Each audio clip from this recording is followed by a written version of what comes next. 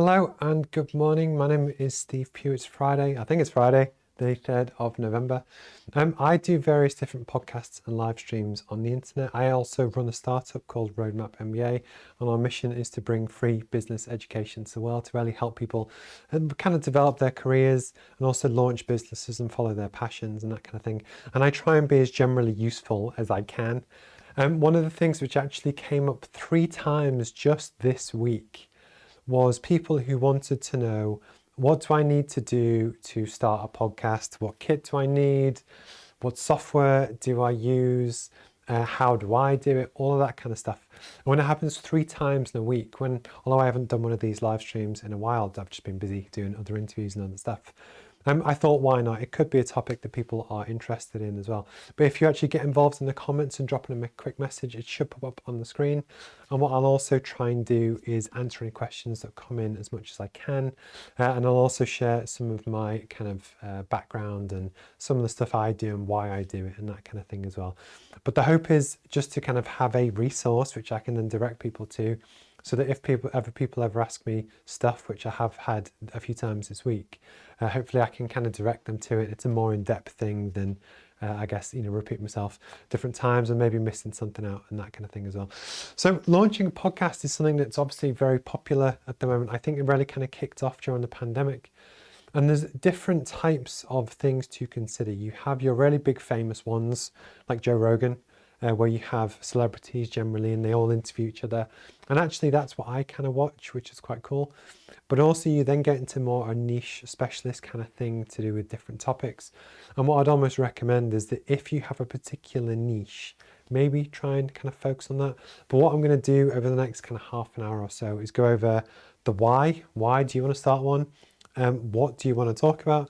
The kits that you need, both in terms of kind of basic stuff and more advanced. So you don't need one of these necessarily for doing what I've got the setup here, but actually you can start with just a smartphone. You don't need anything particularly complicated.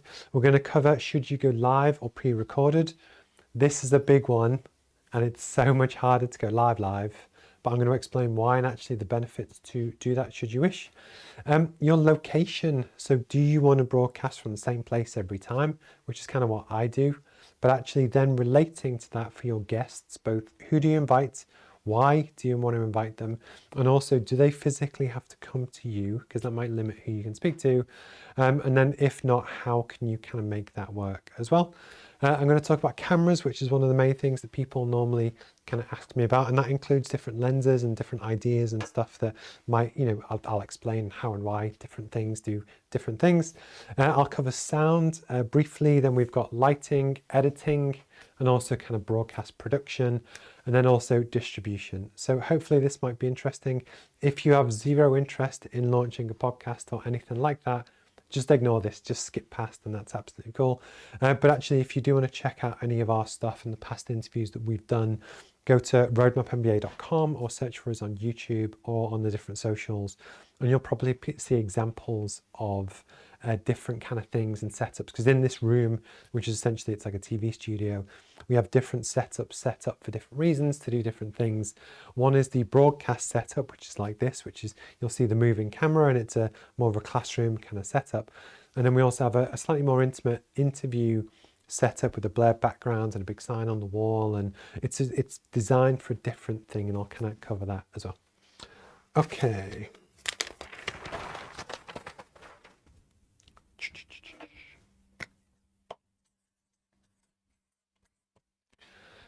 So the first question, if you want to launch a podcast, is why do you want to launch the podcast? It could be just for fun. I actually really enjoy doing it, and I love speaking to different people. Actually, I would do it for free. I use it as a way to help boost profile for the business, but actually, kind of think that through. Is it for business development? Because there's 2 angles on this one. Is it to help raise awareness of your knowledge and expertise in an area?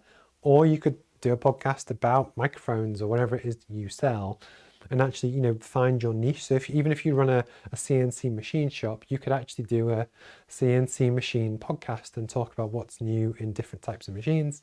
But the idea is you can use it as a business development tool to raise awareness of the kit and your expertise in an area.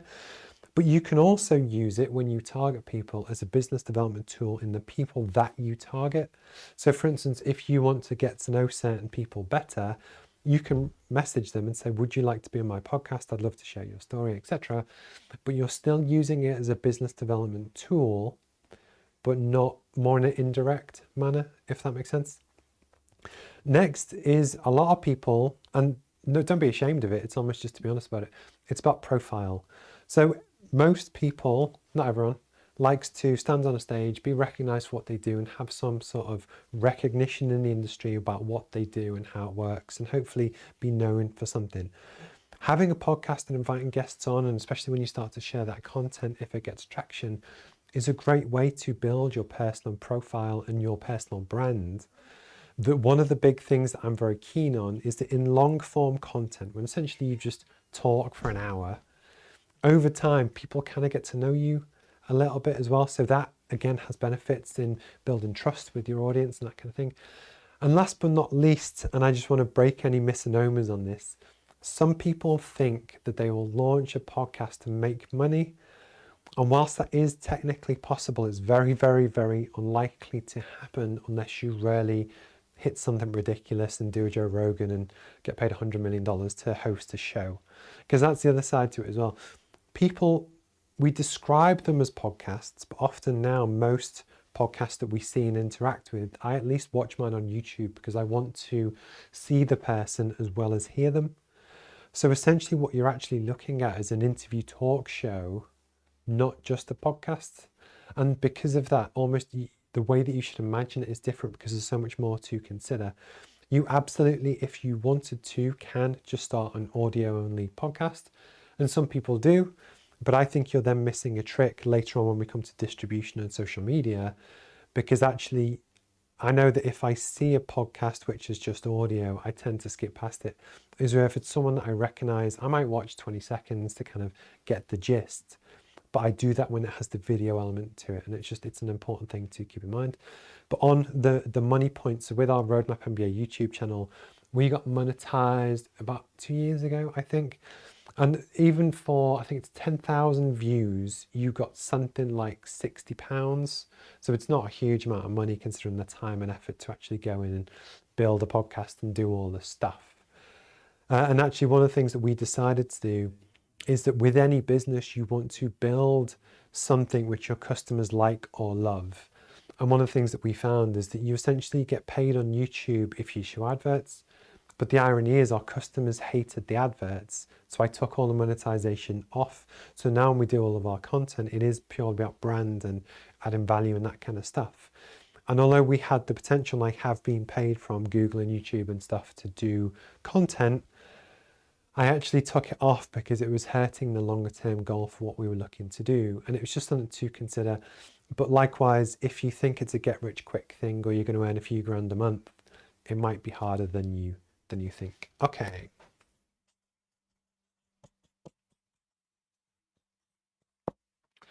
So the next one is, what topic do you talk about?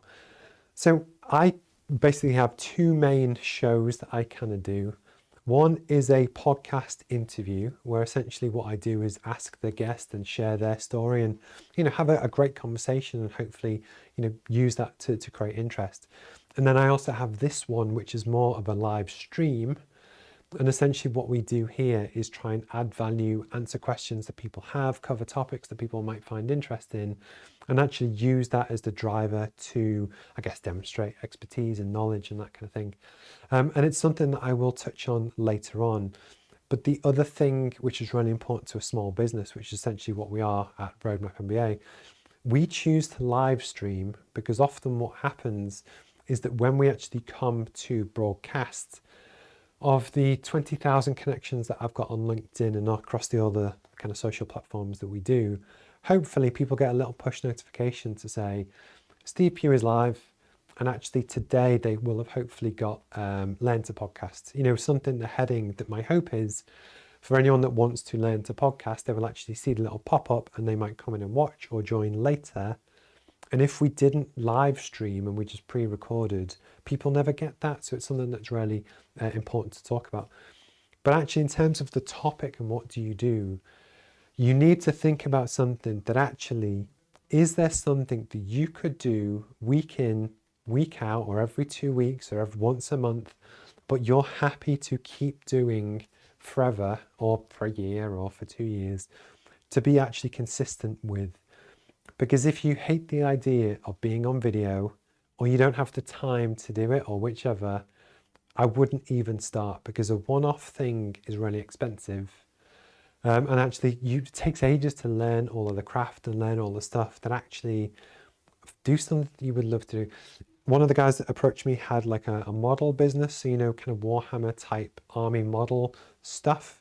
So for instance, for him, he could actually do a show about what he does. It could be new characters or trends or discussion topics or even live gameplay, because for his audience, that would be hopefully really good content. It's not for me, but it's for, you want to do something for your kind of audience.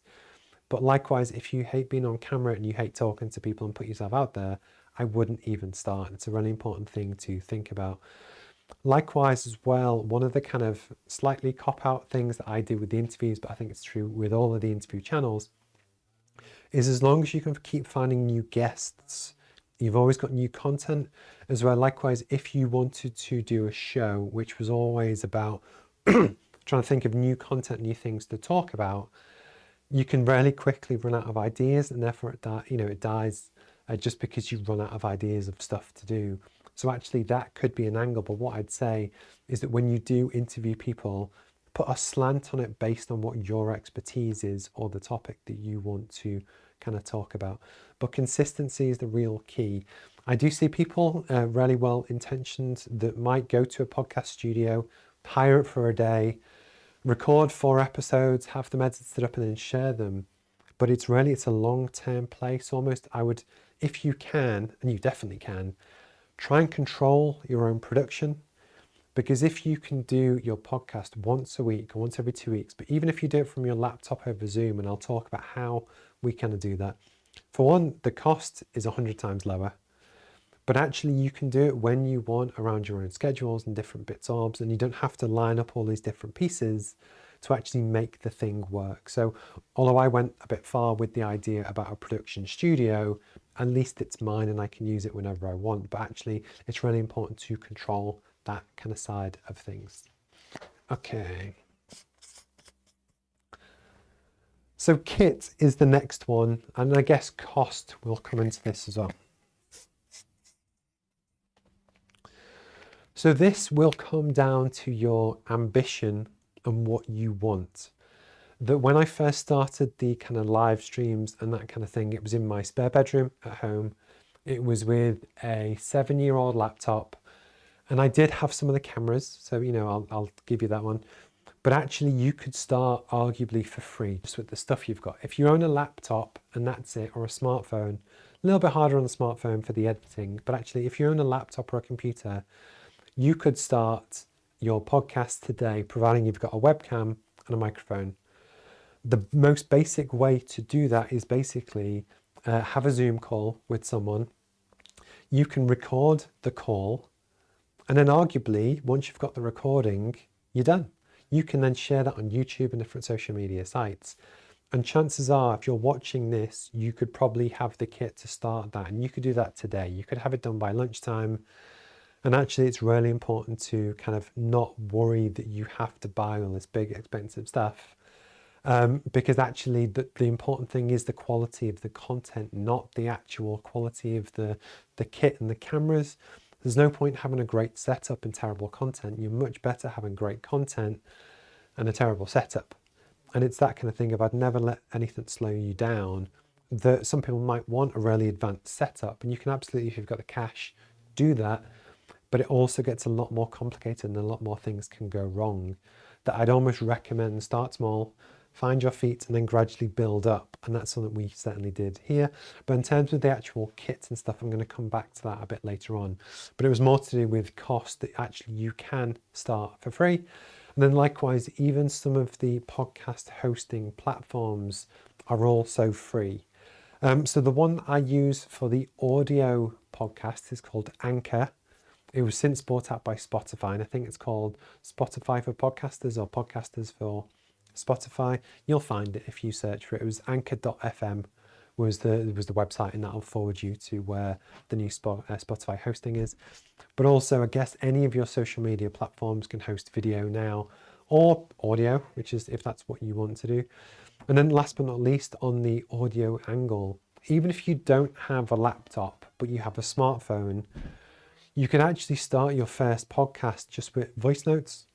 So for instance, if you know Stephen Bartlett, his podcast, which was Diary of a CEO, was largely, I don't know if it's, obviously he does the interviews now, but it was largely audio only at the start.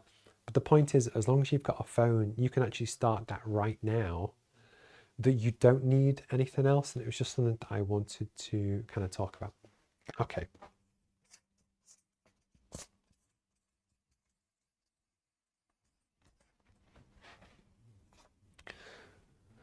So the question on live or pre-record is a really important one to think about, because a lot of this also comes down to your your own time and expertise. That my first ever business in 2009, I think when I first started, it might have been 2008, was a photography business. So I learned a lot about cameras, lighting, setups, what is now 14 years ago.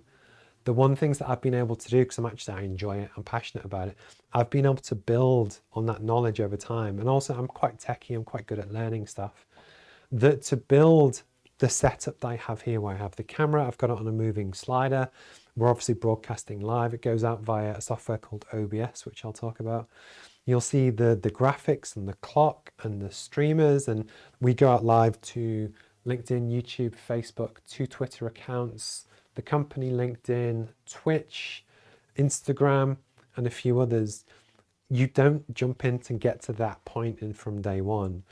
So actually, almost to find your feet, pre-recording your content or in your interview is the easiest way to get started, because what you can do is find a time that works for you and your guest if it's an interview. Basically just set up an interview, and then what you can do is just have a really good conversation with them for half an hour, whatever you wish. And then actually you can then edit that whenever you want, because actually you can either, on something like Fiverr, you can actually find a video editor that can do all the bits and bobs for you, put the graphics on if you want. As well, actually, if you go live, it's 100 times harder to have all the graphics and stuff on live, if that makes sense. At the start of this broadcast, you will see that I had a countdown screen. Then there's this setup, and then actually at the end of the episode, I also go to a closing screen. So I actually use something called a stream deck, which looks something like this. So basically what this is, I guess it's a box that has lots of hotkeys in it, and they have little graphics on, but it allows me to switch between scenes. So that in the software that I use, which is called OBS, which is Open Broadcast Software, you create scenes like you would in a PowerPoint document where you can layer graphics and stuff on top of each other. And what this allows me to do whilst I'm live broadcasting is switch between different views. So when I do different podcasts or interviews for different setups, which could be charities or whichever, I pre-build all of the scenes and how I want it to look in advance. Then all of my cameras and audio go in as an input, which then processes it all together, then broadcasts it out. And basically I can switch it all from here whilst I present. I had a chat with a guy called David Dixon yesterday, and I did admit that when I do these or I do the interviews, because I largely just do it by myself, I'm the only person in this room, the only reason I'm able to do that is through good preparation. And actually that's something that you can do when you live stream. But actually, if you don't have the expertise to do all of this stuff or edit video, pre-recording is definitely the best way to go. And there's lots of people that can kind of help you with that. Okay, time. Time is a funny one because people don't realize how long it takes to do stuff. So my average interview when I get a podcast guest on is about 50 minutes. To organise that interview is probably an hour's worth of work over the course of the prior month, give or take. So it's not a huge amount, that's fine. The interview itself is kind of an hour, but in my day, I block out a good half an hour to set up in advance. I do the interview, but then the actual edit afterwards probably takes me about 2 to 3 hours. And this is someone that's really good at video editing, but also because it was my show and I'm like, I guess, the editor, I can make all the content decisions because it's my thing, so I can do it really quickly. As well, if you actually go to a podcast studio and you have someone else edit it for you, there might be different editorial decisions that you decide to make or not make. Take that bit out, we didn't like that, can you move this around? That it's much harder to then communicate that to other people. But the reason why that's important is because if you've hired a studio, you need to know how much time it's going to take to record each thing, but never also forget the cost of the editing, which is actually the hardest bit, which actually then, you know, kind of plays a part in the economics of, is it worth you investing in all this kind of different stuff? Going back to the cost point of view, that also comes down to it, the fact that when I live stream, all of the graphics are already done because it took me a lot of work in advance. But actually now, when I edit this to go on YouTube, this will just be one long video, but I actually just blade off the start and the end and upload it. So my editing time is now much quicker, if that makes sense. So it's always the payoff between how much production you do up front and how much you do afterwards.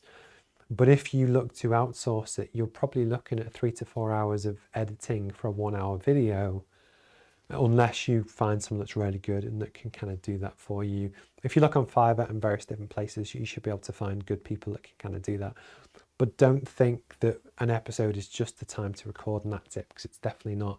And actually, both finding the time in your schedule, in your guests' schedule, is really important to kind of think about. One topic that helps really well with that, if you're looking to schedule guests, is a tool called Calendly. So basically it links with your calendar, you input the dates that you're available, and you can send that to podcast guests or whoever, and basically they can then pick a time which works best for them. And then linking with your Zoom or whichever you choose to use, that can then automatically set up all the hassle, put it into your diary, and it's a real win-win. As where if you're trying to organize diaries and schedules and that kind of thing, it's really difficult, or it can be difficult to do. So it's just something to worth kind of keeping in mind, I guess. Okay.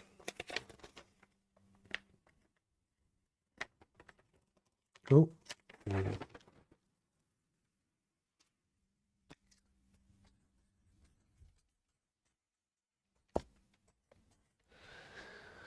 Okay, and again, if you're really bored watching this, just don't watch it. It's just, I'm just trying to brain dump all the different things to help you launch your first podcast, and just things to consider, because often people don't, and that's just something that I wanted to talk about, that because I do quite a lot. Okay, so next is your location. Do you want to record or broadcast from a fixed location, or do you want something that you can move around and do from anywhere? Both are absolutely fine. Both have different pros and cons. I purposely, because I wanted this setup, I have a studio that I broadcast from. But likewise, I'm also a big fan of a lady called Amelia that has her show Chicken Shop Date on YouTube. She does that on different locations. And actually one of the other shows which relates to what she does is called Hot Wings. I always actually had the impression that that was a studio which was fixed in LA, and they got different guests in to interview them whilst they eat hot wings, because it looks immaculate and the same every time. But I found out yesterday that's actually something that they pop up in different places, so they can interview David Beckham or someone else and take the whole studio to London. But the point is, location is really important based on your brand and what you want to do. Because when you actually start to do a podcast and get a feel for everything that kind of goes on, you've got to, accept that most people won't watch the full broadcast. They might only watch 10 seconds, if that. So one of the things I'm always very conscious of with the visuals is to get across the brand and the look and feel, and hopefully have it look professional, even if people only watch 3 seconds of the kind of show. So with the location, I get to do that. But actually, I could arguably still interview people from my laptop from Starbucks, but you might lose something else, but it increases the flexibility, I guess, to you in terms of actually being able to do that, if that kind of makes sense. Okay. Guests. So assuming your podcast isn't just a monologue, a story, or whichever, which it absolutely could be, it can be essentially whatever you want it to be. A lot of what I do is interviewing different guests. So you want to look at who Who do you want to talk to? Why? Don't just talk to people for the sake of talking to them. One of the tricks that some people do is to get on people with a bigger following or a following that you would like to tap into that actually then might help you grow your profile and grow your awareness in the industry of what you do through interviewing different people. And because you interview this guy and other people like that guy, they then discover who you are. So there's always an important thing to think about who and why you want to talk to. Relating to guests is also the location. So I've got a friend called Alex that runs a really fantastic podcast, but he chooses to interview people in person in his studio, which is in Gateshead next to Newcastle.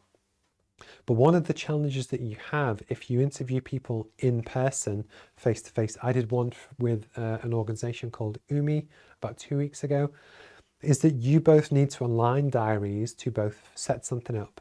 You have to account for travel time, but also you have to be able to get to wherever you're going to do the interview, either if you go to the guest or if the guest comes to you. And that can be a barrier, because if you got the chance to interview Bill Gates or Elon Musk or someone, but they're in California, unless you had the budget or wanted to, that might be difficult. Or it's someone in London or 4 hours away or whichever. So one of the things that I purposely choose to do is that I interview my guests on Zoom. So the way that I do this is that on the software that I mentioned before called OBS, which is Open Broadcast Software, to my guest, they dial into a Zoom call and they see me through the camera. I've got my earpiece in, I've got my microphone set up. So to them, it's a Zoom call. But on my end, essentially what I then do is take that input from the call, so their audio and visual, run it through the software to then combine with my original audio and video, and then we broadcast that. But the reason why I do it that way is that Mark, who I interviewed last week, dialed in from Reading. The chap the week before, David, was near Cornwall. Andrew was in London. But you can interview guests anywhere in the world, providing you get the time zone and the time scale right, and you can make that work. But actually, it's a really important thing to think about when you first look to set up your podcast, is both who are the guests you want to talk to, and then what's the physical location, as in you can still be in the studio as I am now, and the guest can dial in, or you can essentially create what you want. But it's a really important thing to just think about just as you look to do that. Okay, next.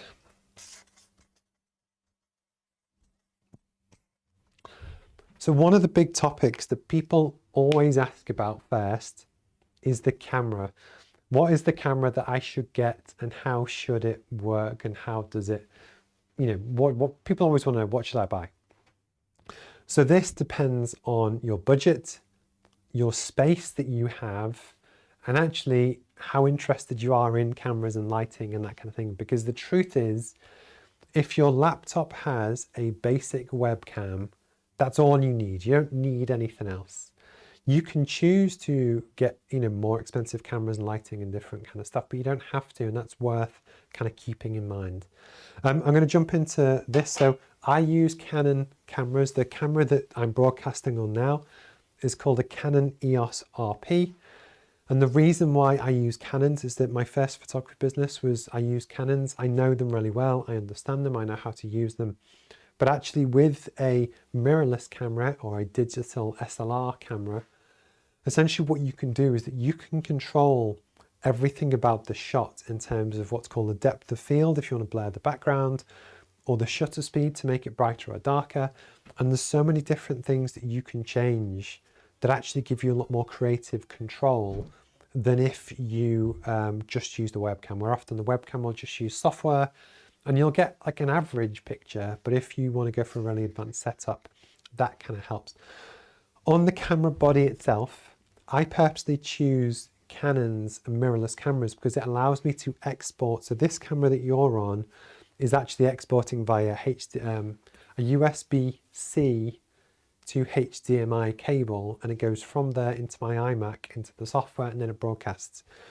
But the reason why that's important is that you can see, and what we broadcast is what the camera sees, if that makes sense, which is how I want it to look. You can actually buy very expensive cinema cameras which in theory give you a better high quality output, but it needs post-production. So actually there's always an element of what you choose to do. Likewise with the mirrorless cameras or the DSLR, if you're a bit older, there's always a choice between a full frame camera and what's called a cropped sensor camera. I apologize, I'm going quite technical, but I don't care, just skip past it if you're not interested. But basically a crop sensor camera is generally a cheaper camera, where essentially it's like you've zoomed in slightly. And the reason why that's important is that if you're in a small room and you only have a certain amount of space to play with, the lens will be more zoomed in on your face. That actually some people want that look, some people don't. A full frame camera basically takes the crop sensor and it's almost as if you've stepped back 2-3 feet. So you can see more of the room, which is important when you then come to your lens choice about the choice that you want, how it works and what you want the effect to be. The lens on this camera is actually a 24-70 f4 RF lens. So that is a wide angle lens which allows me to show the whole room. And this shot is about 35 millimeters just in terms of focal length if you're interested. And I purposely shoot this shot at f4. So pretty much everything in shot is in focus. And that's a conscious thing because of the type of shot and what we do. This camera I have here is the exact same Canon EOS RP body as this one. But actually this lens I have here is basically, it's the 50mm prime lens, which is called f1.2. It's an RF lens. This lens is really, really expensive. The lens alone is about £2,500. The body is about 1,200. But what this lens allows you to do, it allows you to blur the background. So for instance, on films and in TV, when you see the character in perfect focus, but it's blurred behind them, it's what you see in movies to make it look cool. You need certain types of lenses to do that. You don't have to spend £2,500 to get the kit to allow you to do it. This lens is actually very similar. So this is a 50mm prime lens. It's f1.8, so it's not quite as good as the f1.2, but you can pick these up for about £100–150, and most people won't be able to tell the difference. It's only because I'm a nightmare, I'm a bit of a perfectionist, I wanted the best. But there are still subtle differences. So for instance, the focus speed, the cameras that I also pick have eye autofocus. So when I'm stood, especially if you're looking to blur the background, you need the focus to be perfect. And modern cameras now can find your eye and focus on it so that basically it gives you the effect you want. As well, when I first started to do video 10+ years ago, 15 years ago, you had to manually focus the shot and then try and stand in the right place, and it was a nightmare. But actually more expensive lenses focus quicker, and there's a lot of other nuance to it, but you don't have to spend £4,000 on a camera. You can actually use a webcam if you want, and that'll be absolutely fine. I wouldn't worry about that too much. On sound, so audio is where I would focus the most. What I'm recording on right now is a wireless microphone, so it's called a Rode Wireless Go. These tiny little things. And this is a wireless microphone which allows me to walk around, and it wirelessly transmits from, I have this lavalier mic which is clipped to me here, goes to the transmitter which is on my belt, and it transmits to my iMac where the input goes in, and you can walk around. And hopefully the sound on this is more than adequate, and it works great. If you wanted to go for what people view as a traditional podcast setup, the microphones are slightly different. So often they then go to a wired microphone, and I won't go into all the nuance on it, but essentially you have something called an XLR cable, which is a really thick, chunky cable, which you have to plug into another piece of kit before you can plug it into your computer. But this is the microphone. I think this was a Sennheiser, no, Behringer. This was a really highly recommended microphone, which I think was 20 quid. So it's £20 for this microphone. The cable was about 20 because I went for a good one. Then there was another piece of kit which you need, which was about 60. I'll put a link in the description. But the audio from this is like deeper and bassier, and you have it quite close to your mouth, often with a pop filter, which is to remove like when you spit on the microphone or blow into it so it doesn't crackle. And I chose, when I wanted to upgrade my setup and move to this room, to go from this, which was about 15–20 quid, to this is the Shure SM7B. This is what Joe Rogan and other people use, Logan Paul. So all of the famous podcasters, Stephen Bartlett, used one of these. This microphone was like £400, plus you need something else, which is about another £200. So give or take 600 versus 15-20. For most people, when you then broadcast on a live stream, they can't hear the difference. It looks a bit cooler if you know what you're looking for, but actually you do not have to spend the money on this. You don't even have to spend the money on this. But the idea is actually, you know, some people want to for the look and the aesthetic and everything else, but you absolutely don't have to. But relating to the sound, I also like to stand up when I do my podcasts, because for one, you can get more energy in your voice and actually it keeps me more engaged, and it's just what I choose to do. So you'll see that I actually have these high tables, which you can kind of see here, which I keep my kit on, I speak to my guest, I do that kind of thing. Some people prefer to sit down, that's absolutely up to you, but you don't have to. It's that kind of thing, it's a judgment call. I just choose to stand up. But because I'm 6'3", what that then means is that the tripod and the stuff that I use to hold my camera also has to be quite high. And that is again a judgment call on the kit and stuff that you want to do and use. One of the other big things which is really important about the sound, it's called the feedback. So for instance, if you normally just use a normal laptop where it has a built-in microphone, you speak to someone, but the sound you hear from the guest comes out through your speakers, there's a chance that your microphone can pick that up. And occasionally I do hear it when I interview guests, where you get some, it's not feedback, but you can hear yourself a little bit, and it is a bit off-putting. So one of the things I choose to do, I actually have an earpiece, which is like this. This was only about 20 quid on Amazon. And basically that clips to the back of my shirt. I have an earpiece which goes in. But what that means is that when I have the audio from my computer, it goes into my ear, it's not broadcast into the room, which means there's no chance of the microphone picking it up. And actually, I would recommend that you do that, because actually your quality will improve quite a lot. But actually, if anything, out of everything that I've mentioned today, the audio and sound is probably the most important thing to focus on, but you don't have to spend a lot of money to kind of make that work. The other thing that I'll say about guests is also plan in advance. So actually on my camera, what I have out of eyeline, I have one of these flexible bendy arms. So I actually just below the camera have my list of questions for each guest, which basically just means that whilst I'm talking to them, I can just glance off, check that I'm in the right place, and continue the conversation without having to look down. And actually that's just it's a really important trick, is just how you want it to feel like a nice conversation. That, for me at least, I think it's really important to be able to see the guest that you're talking to. I spoke to someone recently, and they had a nice camera set up, but they couldn't see me, so they were going purely on the sound of my voice. And the interview was a bit stunted because they couldn't read my body language or react. And considering a huge amount of communication is in the visuals and the body language and that kind of thing, I think you missed something. So one of my personal things that I choose to do, I have a TV or a screen which actually sits behind the camera. And what that means is that I have the guest slightly above the eye line, which means that when I speak to the guest, I found out quite early on that actually if I stare into the camera lens, for the viewer, it can be quite abrasive. It's quite intense that someone's kind of staring you out. As well, when you look just above the camera line, you get the impression that someone's engaged and they're talking to you, but it's not quite as intense that they're kind of staring you out. So that's a nuanced thing, but just something to keep in mind. Realistically, a normal setup on a normal laptop will be absolutely fine.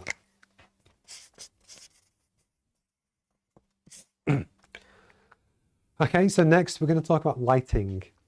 After sound, lighting and good lighting is more important than a good camera. You can have a brilliant camera and terrible lighting, and you're kind of wasting your time. The light is the most important thing. If you can, especially when you're starting out, use natural light. So use a big window or a nice bright open space, because what that will do is give you a nice uniform illumination on you, and you'll look good, and the camera will be able to work to its best settings based on natural light. That should always be your kind of number one go-to. One thing that often helps, and I certainly do this, is you can support natural light with other external lights, which actually just light the scene or you how you want to. So when I do my kind of podcast interviews, I actually have 2 of these. So I bought these on Amazon. I actually have tons of these. There's actually 6 on the roof right now above my head. And what I do with these is that when I interview someone, because I wear glasses, you get reflection. So I actually light these at the side of my face. So basically what that does, it means that I'm well lit, but there's no reflection that you can see in the glass of my glasses. And also I would recommend going for, they're basically called white balance. So it's 4,800 Kelvin. So it's white lights because it's a lot more natural. Often you get white lights or yellow lights. I run all of my lights on all of my setups. It's classed as like the daylight setting. And it's a really important thing to kind of think about. If you have a really professional setup, you might choose to go for lights that you can change between different color temperatures, but I wouldn't worry about that kind of too much. For this setup, I purposely wanted the room that actually looked the same 24 hours a day. So I have a lot of sound protection and curtains around the room, but also I have a lot of expensive lighting, which both lights the whole room, it bounces off the roof. But also I have 2 lights there, I have 2 lights there, I have 2 lights above my head. That basically then what you're trying to do is light the subject, so in this case me, both in terms of so that I'm lit appropriately for the scene that I'm in. A really good technique, if you get used to it, is called a hair light. So I have 2 above my head, which light the back of my head, which give kind of 3-dimensionality to the scene. But then also you'll see what's called practical lighting. So you have the 2 lamps either side, and actually we have lighting behind the TV. And what that's meant to do is just provide interest within the scene, but not detract from me, if that makes sense. But it's almost worth thinking about both you, but also the background and the scene that you're in terms of what you want to look like and sound like. But the sound is definitely the most important thing that you want to do. Okay. Also, I apologize, there's a lot to go through, but if you really want to start a podcast, this is stuff that you need to know. Okay. Editing.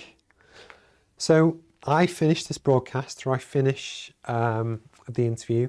I personally choose to use something called Final Cut Pro 10. I use Macs on both Mac and PC.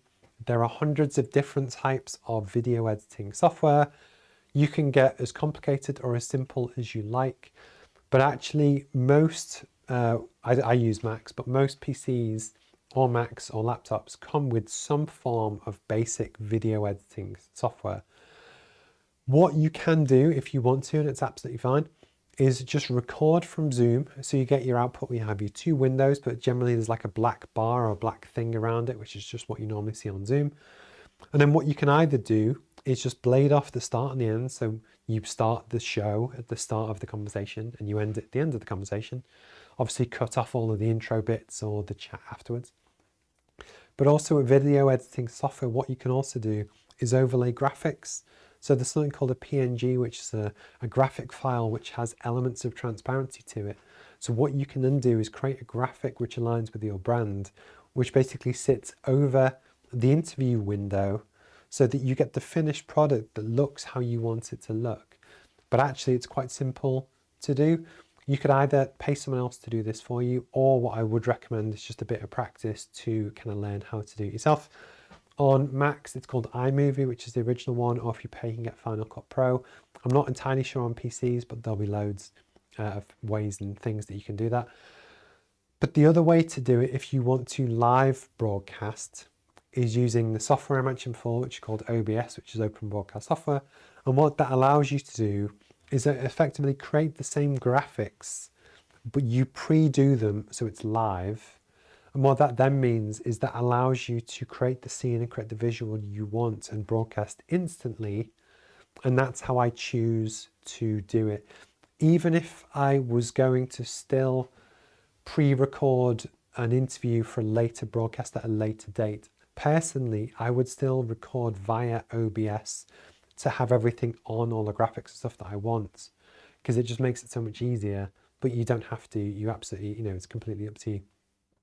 And then last but not least, at 10:17, so I've been talking for 37 minutes now, 47 minutes, is through distribution. So one of the, I guess, misnomers, misconsumption, my mind's gone blank. One of the misconceptions that people have is that you create a podcast, you put it onto Spotify or Google or Apple Play Store or whichever, and you'll just get a million views and loads of people watch it. And the truth is they won't, and that's cool, but just to know that up front. You really want to focus on creating good content, but actually sharing on LinkedIn, Twitter, Facebook, YouTube, Twitch, Instagram, TikTok, you name it. And the idea is that often the interview is only the start. That's the creation of the first bulk piece of content.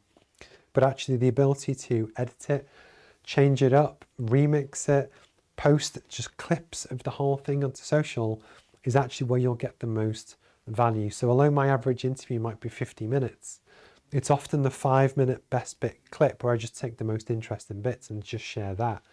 Often gets the most traction, but the actual one single piece of content can be clipped up to become 20 other different bits of content. That what I would really recommend is on your distribution and social media, never think of it as a one and done. What you're doing is creating content, or if you get interviewed for someone else, how can you put your brand on it and then send it out again? And make sure all the little tricks, like tag the people that you want to talk to, or the companies or the organizations. Use your hashtags and your SEO to help get more traction. And one of the things that I've really found on YouTube especially, there's so much stuff on there that you have to go mega niche to really find your audience. Because realistically, and this is something that I still get wrong, a lot of my content is still too generic that actually it struggles to break through the algorithm against other stuff that other people follow. So if you look at my own YouTube, I probably follow 300 different creators, but the algorithm probably shows me my most popular 10, and the other 290 will still be making great content, but just the algorithm doesn't show it to me, except on rare occasions.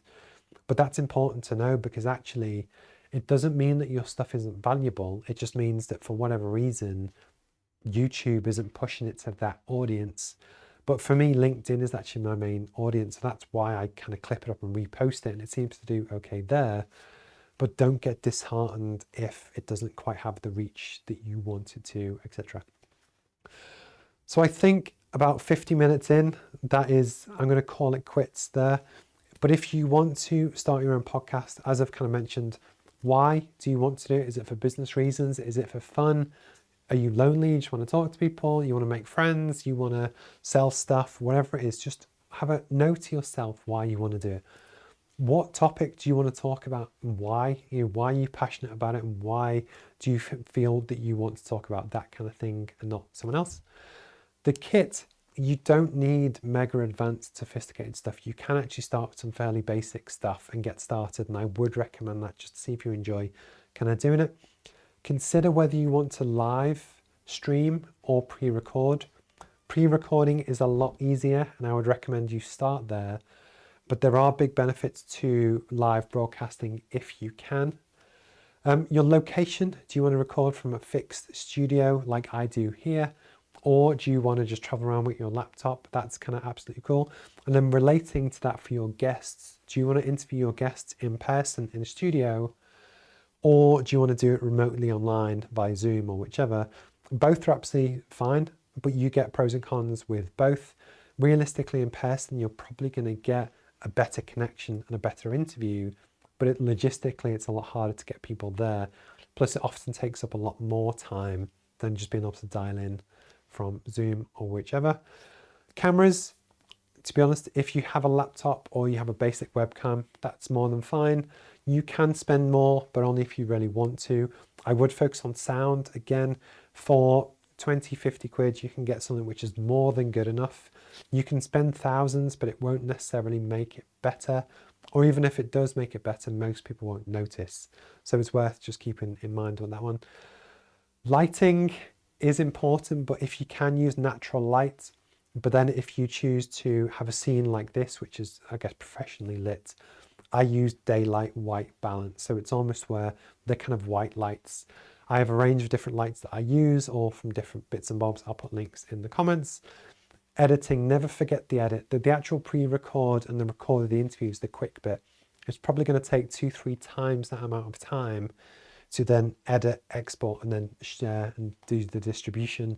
So don't think it's a quick process, but remember that if you're looking to outsource it to other people or hire a studio, there will be other costs probably involved, just to be aware of.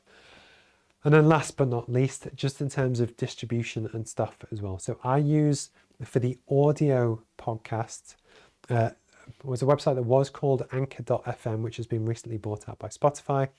That's why I send the audio file to all different platforms. So the Google podcast platform and Apple and Spotify and others.